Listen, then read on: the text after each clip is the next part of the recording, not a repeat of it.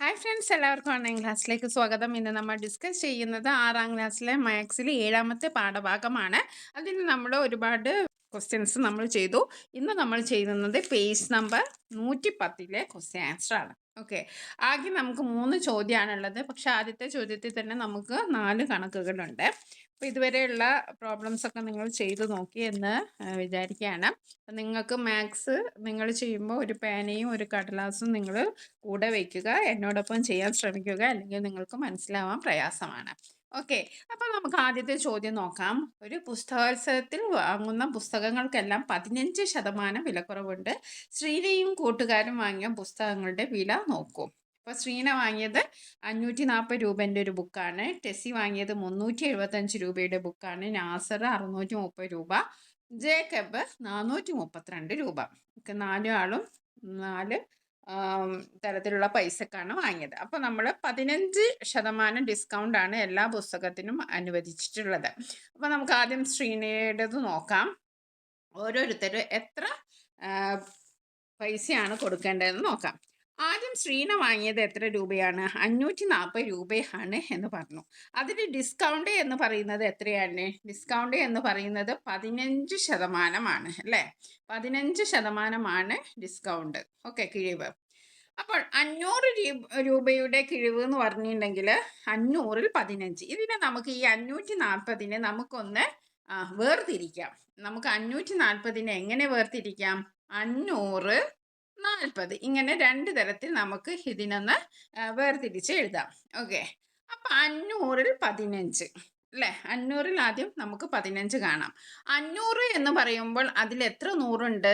നമ്മൾ നേരത്തെ പറഞ്ഞു, കഴിഞ്ഞ വീഡിയോയിൽ ഞാൻ പറഞ്ഞിരുന്നു. 500-ൽ എത്ര നൂറുണ്ട് എന്ന് നമുക്ക് മനസ്സിലാക്കാൻ എന്താണ്, 100-ൽ നിന്നുള്ള 2 0 അങ്ങോട്ട് കട്ട് ചെയ്താൽ മതി. അപ്പോൾ നമുക്ക് എന്ത് മനസ്സിലാക്കാം? 5 നൂറുണ്ട് എന്ന് മനസ്സിലായി. അപ്പോൾ 500-ൽ എത്ര നൂറുണ്ട്? 5 100. അത് നമുക്കറിയാം അല്ലേ? 500 500. അപ്പോൾ നമ്മൾ 5 ഗുണിക്കണം 15 എന്ന് എഴുതാം. 5 ഗുണിക്കണം 15 എന്ന് എഴുതുമ്പോൾ നമുക്ക് എത്ര കിട്ടി? 75 രൂപ നമുക്ക് കിട്ടി. അപ്പോൾ 500 രൂപയുടെ ഡിസ്കൗണ്ട് ആണ്. 5 ഗുണിക്കണം 15 75 രൂപ. ഇനി നമുക്ക് 40 രൂപയുടെ ഡിസ്കൗണ്ട് വേണം. ഓക്കെ, 40 രൂപയുടെ ഡിസ്കൗണ്ട് നമ്മൾ എങ്ങനെ കണ്ടെത്തും? 40 രൂപയുടെ ഡിസ്കൗണ്ട് നമുക്കറിയാം. 40 രൂപ എന്ന് പറഞ്ഞാൽ എന്താണ്? 40/100 ഓക്കെ, അപ്പോൾ നമ്മൾ 0 0 കട്ട് ചെയ്തു. അപ്പോൾ നമുക്ക് ഈ 0-തിനനുസരിച്ച് നമ്മൾ ദശാംശം ഇട്ടു. 0.4. 0.4 ഗുണിക്കണം 15 ചെയ്താൽ നമുക്ക് എത്ര രൂപ കിട്ടും? 6 രൂപ കിട്ടും. അല്ലെങ്കിൽ നമുക്കിത് എങ്ങനെ കണ്ടുപിടിക്കാം? അല്ലെങ്കിൽ നിങ്ങൾക്കിങ്ങനെ ദശാംശം നിങ്ങൾക്ക് അത്ര വശമില്ല എങ്കിൽ നമ്മൾ എങ്ങനെ ചെയ്യും? 40 രൂപ എന്ന് പറഞ്ഞിട്ടുണ്ടെങ്കിൽ എന്താണ്?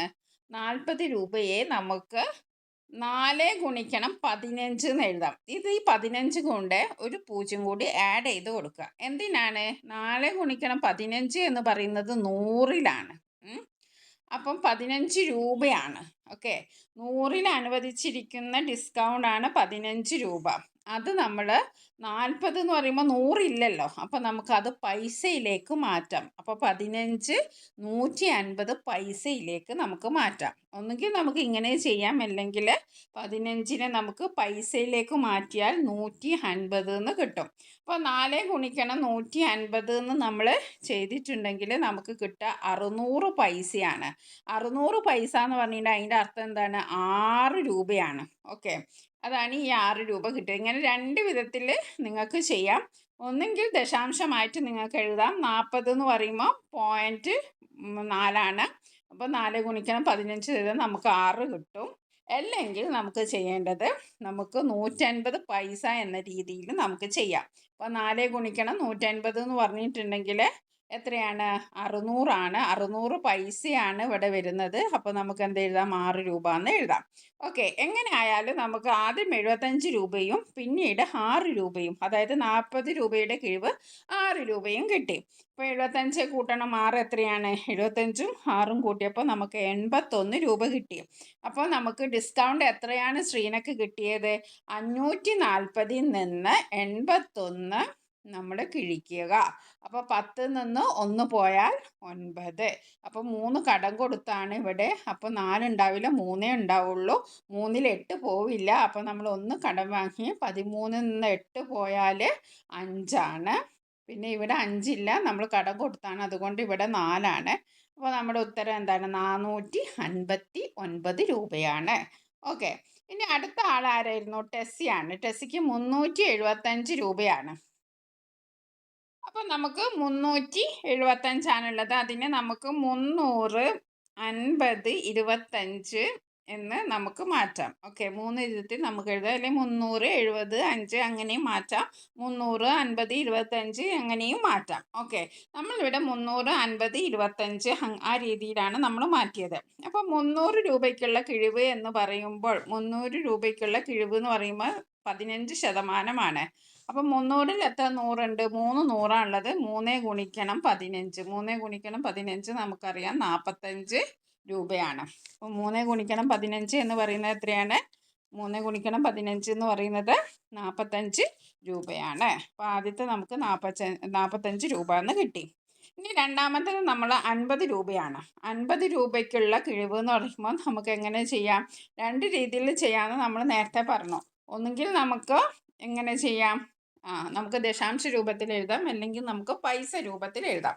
അപ്പോൾ 50 ഗുണിക്കണം നമ്മൾ 15 നിന്ന് 50 ഇനി പൈസ രൂപത്തിലാണ് നമ്മൾ എഴുതുന്നത് വെച്ചാൽ 50 ഗുണിക്കണം 150.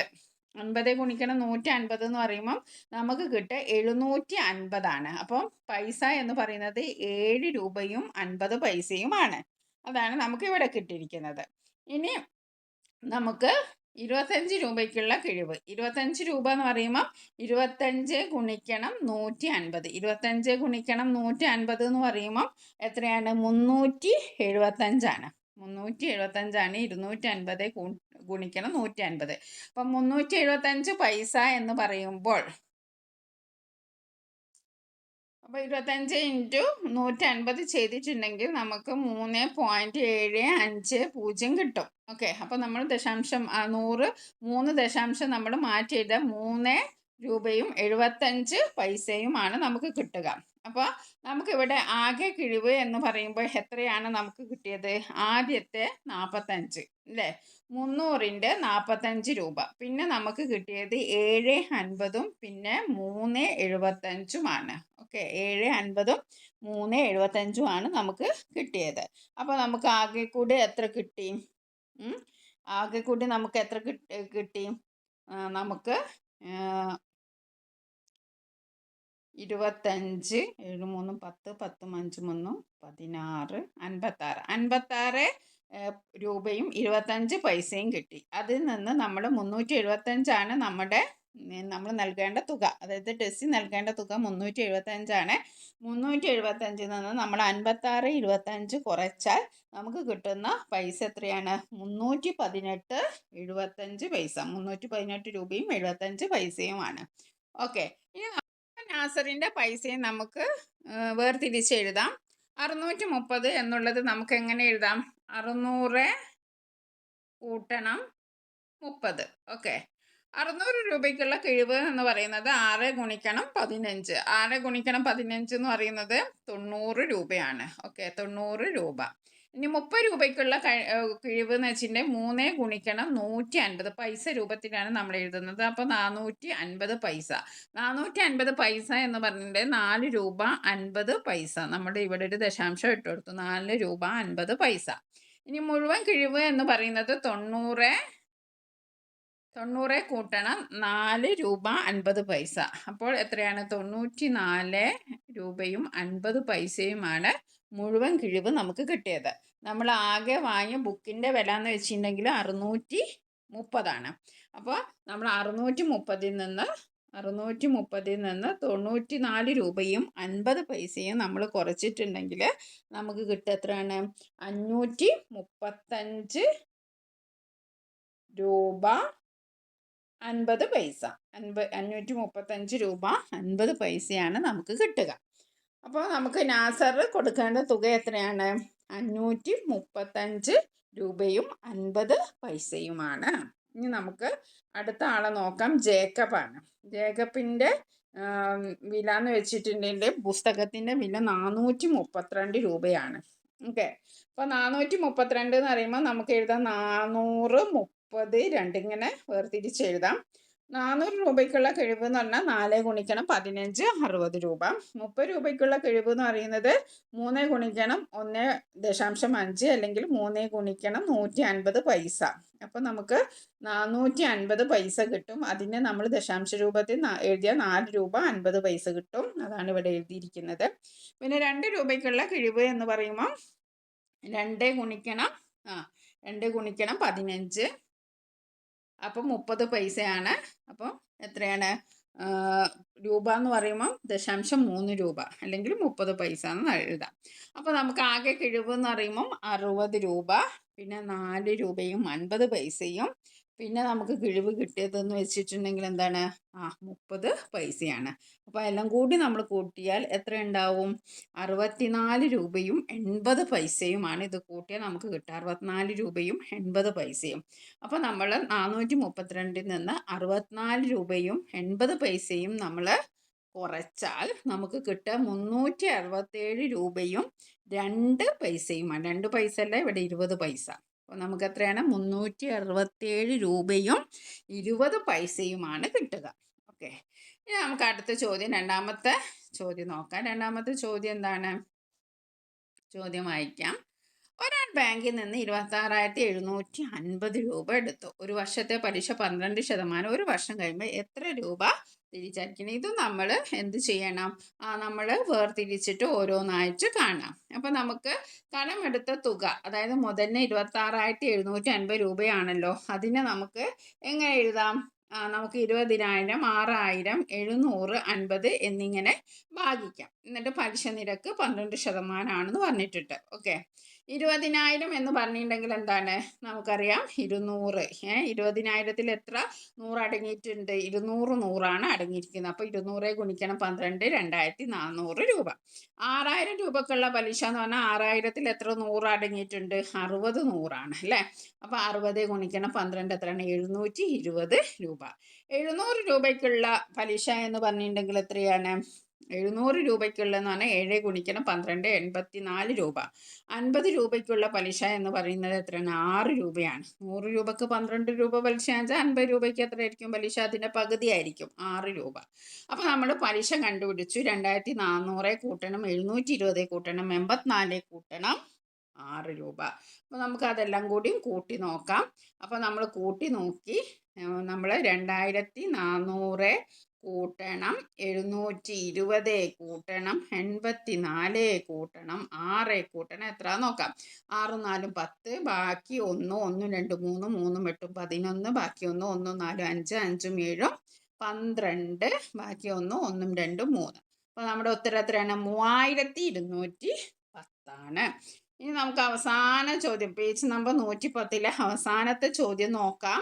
അവസാനത്തെ ചോദ്യം, ഒരു കമ്പനി ഒരു മാസത്തെ ശമ്പളത്തിൻ്റെ 8% ഉത്സവ ഭത്തയായി കൊടുക്കുന്നു. 46,375 രൂപ ശമ്പളമുള്ള ഒരാൾക്ക് എത്ര രൂപ ഉത്സവ ഭത്ത ലഭിക്കും? എത്ര രൂപ ഉത്സവ ഭത്ത ലഭിക്കും? അപ്പം നമ്മൾ എന്താ ചെയ്യേണ്ടത്? നമ്മുടെ ശമ്പളത്തെ ഒന്ന് നമ്മൾ വേർതിരിക്കണം. എങ്ങനെ വേർതിരിക്കും? നമുക്ക് നമ്മുടെ ഈ ചോദ്യം മുഴുവനാക്കിയിട്ടില്ല. ഒരു വർഷത്തിന് ശേഷമുള്ള തുക എന്ന് പറയുന്നത് 26,750 കൂട്ടണം 3,210. അത് രണ്ടും കൂട്ടിയാൽ നമുക്ക് എത്ര കിട്ടും? 29,960 രൂപയാണ് നമ്മൾ ബാങ്കിലേക്ക് അടയ്ക്കേണ്ടത്. ഇനി അടുത്തത് മാസ ശമ്പളം എന്ന് പറയുന്നത് 46,375. ബോണസ് 8%. നമ്മൾ ഈ 46,375 നമ്മളൊന്ന് വേർതിരിച്ചു. ഇങ്ങനെ 40,000, 6,000, 300, 75. ഓക്കെ, അപ്പോൾ നമുക്ക് എന്ത് ചെയ്യാം? 8% ആണല്ലോ നമ്മുടെ പിന്നെ ബോണസ്. അപ്പോൾ 400 ഗുണിക്കണം 8 ആദ്യത്തേത് അല്ലേ? 4,000 എന്ന് പറയുന്നില്ല, അതിലെത്ര 100 ഉണ്ടാവും? 400. അപ്പോൾ 400 ഗുണിക്കണം 8 എന്ന് പറയുന്നത് 3,200. ഇനി 6,000 എത്ര 100 ഉണ്ട്? 60 100. അപ്പോൾ 60 ഗുണിക്കണം 8 എന്ന് പറയുന്നത് 480. 300 എത്ര 100 ഉണ്ട്? 3. 3 ഗുണിക്കണം 8 എന്ന് പറയുന്നത് 24. 75. 75 ഗുണിക്കണം നമ്മൾ 75 എന്ന് പറയുമ്പോൾ നമ്മൾ എന്താ ചെയ്യേണ്ടത്? ഇനി നമുക്ക് 75 ഗുണിക്കണം 8 എന്ന് ചെയ്യുമ്പോൾ നമുക്ക് കിട്ടുക 600 ആണ്. 600ന് നമ്മൾ 600 പൈസയാണ് നമുക്ക് കിട്ടുന്നത്. അതിനെ നമ്മൾ രൂപയിലാക്കിയാൽ 6 രൂപ നമുക്ക് കിട്ടും. അപ്പോൾ 4 2 6 രൂപ. ഇതെല്ലാം കൂട്ടിയിട്ട് നമുക്ക് കിട്ടുന്നത് 3710 ആണ്. എത്രയാണ് കിട്ടുക? 3710 ആണ്. അപ്പോൾ 3710 വെച്ചാൽ നമ്മൾ ഇനി എന്ത് ചെയ്യണം? നമ്മുടെ മാസ ശമ്പളം എന്ന് പറയുന്നത് എത്രയാണ്? 46,375 അപ്പോൾ നമ്മളോട് ചോദ്യം ചോദിച്ചത് ബോണസ് എത്രയാണെന്നാണ്. അപ്പോൾ നമ്മുടെ ഉത്തരം എത്രയാണ്? 3710. അപ്പോൾ നമ്മൾ ഇതിൽ ശ്രദ്ധിക്കേണ്ട കാര്യം, നമുക്ക് കിട്ടുന്ന സംഖ്യയെ നമ്മൾ വേർതിരിച്ച് എഴുതണം. ഓക്കെ, അപ്പോൾ നമുക്ക് അതിൽ 100 സംഖ്യകളൊക്കെ കുറവ്, 100 സംഖ്യകൾ വന്നിട്ടുണ്ടെങ്കിൽ വളരെ എളുപ്പമാണ്. ഇപ്പോൾ 40,000, 60,000, 300. ബാക്കി ഇങ്ങനെ 100 കുറവായ സംഖ്യകൾ വരുമ്പോൾ നമ്മൾ ഒരു 0 എക്സ്ട്രാ ഇട്ടിട്ട് ചെയ്യാം. അതായത് 75 ആകുമ്പോൾ 75 ഗുണിക്കണം 80 എന്ന് ചെയ്യാം. ഓക്കെ, എന്നിട്ട് നമ്മൾ 100 രൂപയിലേക്ക് പൈസേനെ രൂപയിലേക്ക് മാറ്റുക. ശ്രദ്ധിച്ചാൽ മതി. നമ്മൾ ഈ ഒരു ചാപ്റ്റർ ഫുള്ളും നമ്മൾ കവർ ചെയ്തു. വളരെ ചെറിയ ചാപ്റ്റർ ആയിരുന്നു അല്ലേ? വളരെ ചെറിയ ചാപ്റ്റർ ആയിരുന്നു. അപ്പോൾ നമുക്ക് ഇനി ഇതിൽ കുറച്ചും കൂടി കണക്ക് നമുക്കുണ്ട്. ശതമാന കണക്കുണ്ട്. ഈ ഒരു ഭാഗത്തിൽപ്പെട്ട കണക്ക് കഴിഞ്ഞു. ഇനി ശതമാനമുണ്ട് നമുക്ക് ചെയ്യാൻ. അത് പേജ് നമ്പർ 112 പ്രോബ്ലംസ് ഉണ്ട്. അതാകെ ഒരു 3 പ്രോബ്ലംസേ ഉള്ളൂ. അതും കൂടി കഴിഞ്ഞാൽ ഈ ഒരു ചാപ്റ്റർ കഴിഞ്ഞു. നമുക്ക് അതും കൂടി നോക്കാം. അത് അടുത്ത വീഡിയോയിൽ നമുക്ക് ചെയ്യാം കേട്ടോ. ഓക്കെ, അപ്പോൾ നമുക്ക് അടുത്ത വീഡിയോ വീണ്ടും കാണാം. Thank you.